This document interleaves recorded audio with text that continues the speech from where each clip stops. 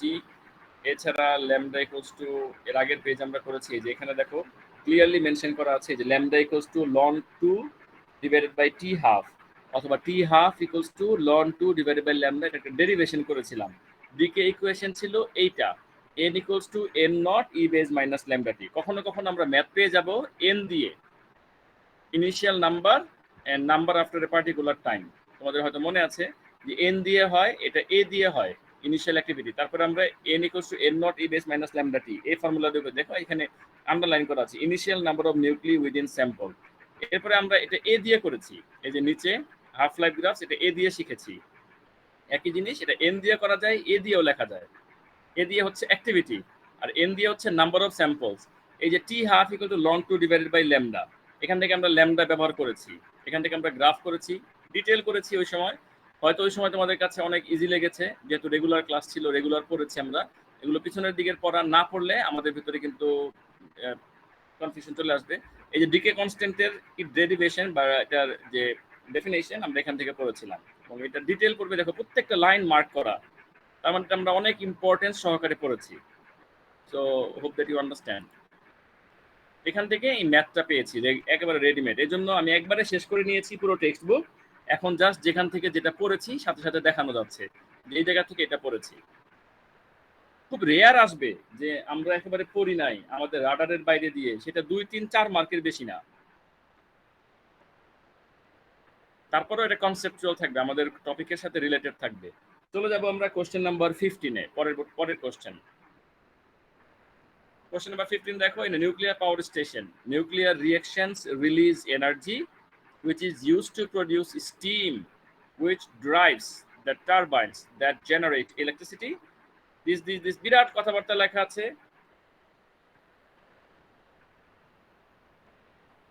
এত কথাবার্তা যদি আমাদের লাগে আমরা পরবর্তীতে আবার পড়ব। কমপ্লিট দ্য নিউক্লিয়ার ইকুয়েশন, এটা হচ্ছে আমাদের কোশ্চেন এখন। তাহলে বেরিয়াম নিচে কত হবে, ক্রিপ্টনের উপরে কত হবে, এবং তোমরা জানো যে এটার এডিশন ইকুয়ালস টু, এই যে এর উপরে হচ্ছে 236 আর নিচে হচ্ছে 92, উপরে টোটাল এডিশন হচ্ছে 236 আর নিচে টোটাল এডিশন হচ্ছে 92। তাহলে আমার এই সাইডে অবশ্যই 92 মিলাতে হবে, এবং এই সাইডে আমার অবশ্যই 236 মিলাতে হবে, এবং এই সাইডে এটা হচ্ছে অলরেডি 3, এই সাইডে এটা হচ্ছে 0, এই সাইডে এটা হচ্ছে 141। এই 236 মিলাতে গেলে আমার এই সাইডে 236 মিলাতে গেলে আমার এই 236 মাইনাস কি হবে, আমার বসাইতে হবে যে 236 মাইনাস 141 প্লাস 3 ইকুয়ালস টু, দেখো এটাকে 4 2 6 2 92। দেখছো 92 আসছে, এই যে 92 এখানে বসালাম, দেখে দেখে বসালাম। আর নিচে হচ্ছে 92, নিচে যদি 92 হয় এখানে কত আছে, এখানে নিচে তো 0, তাহলে 92 মাইনাস 36 ইকুয়ালস টু হবে 56, এই নিচে হবে 56। কিভাবে বের করলাম ইকুয়েশন দিয়ে, যদিও এত টেকনিক তোমাদের দেখানো লাগে না, এটাও ও লেভেলসেরই কোশ্চেন।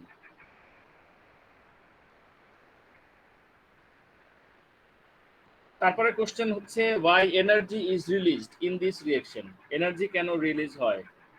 কারণ হচ্ছে প্রোডাক্টের যে টোটাল ম্যাস, এটা ইনিশিয়াল ম্যাসের চাইতে লেস, ম্যাস ডেফিসিয়েট আছে। ম্যাস ডেফিসিট থাকার কারণে ওই ম্যাসটা বাইন্ডিং এনার্জিতে কনভার্ট হয়েছে। এটা পেজ নাম্বার 141 142 থেকে আসছে। চলো একটু দেখে আসি।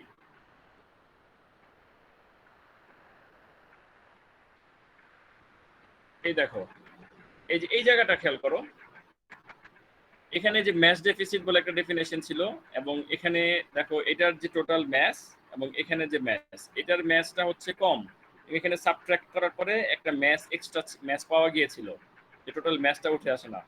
এবং এখানে আমি ডিফারেন্স লিখে দিয়েছিলাম, the difference between the mass of an atom and the sum of the masses of its protons and neutrons is called mass deficit. Difference between the mass, difference between the mass, এই ডিফারেন্সটা পাওয়া গিয়েছে আমাদের এখানেও। এবং এখানে দেখো, এখানে মার্ক করে দিয়েছিলাম যে নিউক্লিয়ার বাইন্ডিং এনার্জি, এই যে ডেল্টা ই, যে mass deficit comes Mass deficit comes about because a small amount of mass of the nucleons is converted into the energy needed to hold the nucleus together. This is called binding energy. Del E equals to C square delta M. C is the speed of light. So আমাদের এখানে দেখো এবার কি হচ্ছে, explain why energy is released in this reaction. এবং আমাদের এখানে এই যে আমরা টোটাল যে এনার্জি দেখতে পাচ্ছি যে এখান থেকে কিছু এনার্জি রিলিজ হয়, এবং আমাদের এখানে মূল কথা হচ্ছে যে ম্যাস অফ দ্য প্রোডাক্ট, এই যে প্রোডাক্টের যে ম্যাস, এটার যে ম্যাস, এই ম্যাস এটার চাইতে হচ্ছে কম। তার মানে হচ্ছে এখানে যে ম্যাস, এই ম্যাস ইকুয়ালস টু এই টোটাল প্রোডাক্টের ম্যাস, টোটাল প্রোডাক্টের ম্যাস প্লাস এনার্জি। এবং এটা কিরকম ম্যাস প্লাস এনার্জি, ওই যে আমরা নিউক্লিয়ারে অ্যাটম আকারে ভেঙে দেখেছি এর আগে, যে নিউট্রনস প্রোটনস এগুলোকে সেপারেট করে করে যেভাবে দেখিয়েছি ওইভাবে দেখাইতে হবে। এত দেখানোর তো আমাদের দরকার নাই, আমাদের ডেফিনেশনটা দরকার। Why energy is released in this reaction, যে টোটাল ম্যাস এই প্রোডাক্টের হচ্ছে লেস। এবং আমরা কিভাবে বুঝলাম এখানে ম্যাস হচ্ছে লেস, কারণ এখান থেকে এনার্জি রিলিজ হয়, এটা বলে দিচ্ছে এখান থেকে এনার্জি বের হয়, যখন এখান থেকে এটা কনভার্ট হয় এখান থেকে এনার্জি বের হয়ে চলে আসে। আমরা তো এটা বুঝতে পারলাম যে এখান থেকে energy, the reaction releases about this much energy. দেখো এই যেখানে লেখা আছে this reaction releases this much energy. যেহেতু এটা এনার্জি রিলিজ করে, মানে এইটা থাকা অবস্থায় এনার্জি রিলিজ করে না, যখন এইটা ফরওয়ার্ড হয় তখনই এনার্জি রিলিজ করে। তার মানে এখানে এটার ম্যাস অবশ্যই কম, বাকি ম্যাস, এখানকার যে বাকি ম্যাস, সেই ম্যাসটা এনার্জি আকারে বের হয়ে যাচ্ছে। তাহলে আমরা এটা লিখবো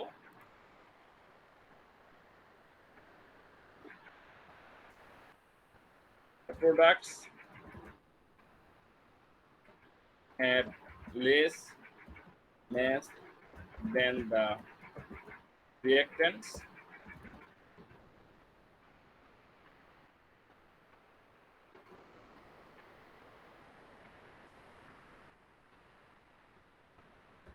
decrease in mass indicates mass deficit and this mass is converted into energy and released according to the equation E equals to C square M. আমি ডেল বসাবো হাতে কলমে। স্যার 2 মার্কসের জন্য কি এত বড়টা লিখতে হবে? ব্যাপার হচ্ছে এখানে আমি তোমাদেরকে শেখাচ্ছি, বুঝো নাই? জি এটা স্যার। যখন শিখবা তখন তোমার মনে থাকবে, তাতে তুমি যদি বড়টা লেখো তাতে আমার প্রবলেম নাই, কিন্তু আমি তোমাকে স্মল করে শিখাইলাম, ওখানে এটা তুমি শিখো,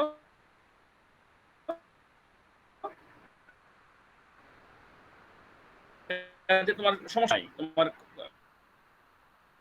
বড় করে দিয়েছে, তোমার চেয়ে অনেক মনে করে এর স্টুডেন্টস লেখার সময় মধ্যে আছে সাজাতে পারবে না। আমরা লেখাটা আমাদের বড় হয় কখন, যখন আমরা just energy release.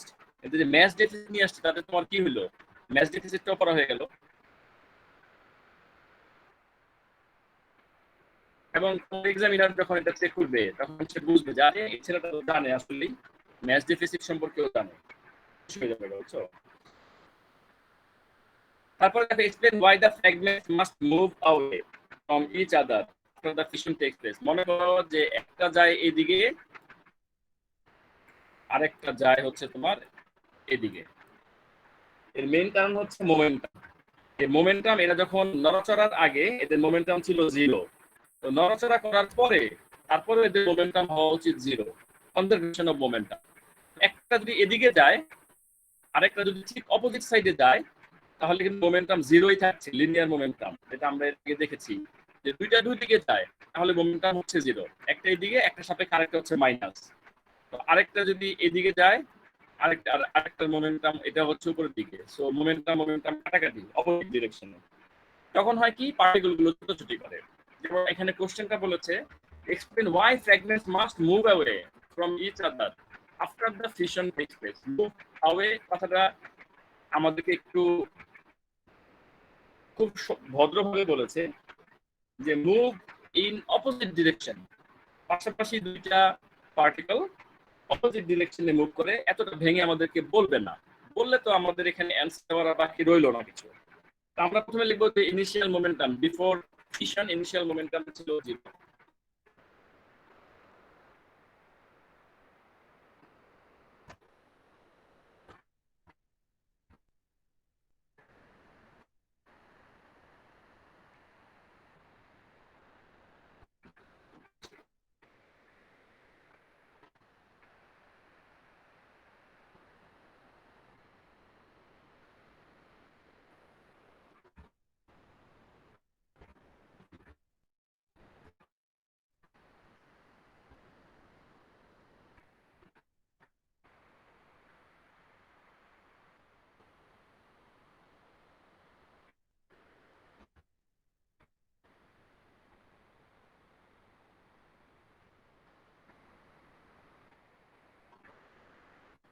Conservation of momentum.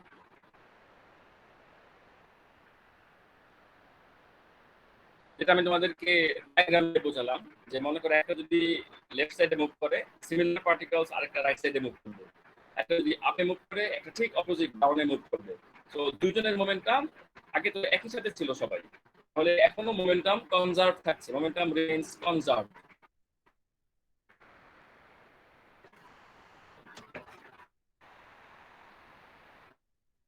তারপরে কোশ্চেন দেখো, the diagram represents a nuclear fusion reaction, write a nuclear equation in the space below for this fusion reaction। আমরা দেখতেই পাচ্ছি, দেখে দেখে লিখবো। দেখো আমি কিভাবে করি, আমি এটাকে টেনে টেনে নিয়ে আসবো, কিছুই করবো না, এখান থেকে টেনে টেনে এটাকে টান দিয়ে আগে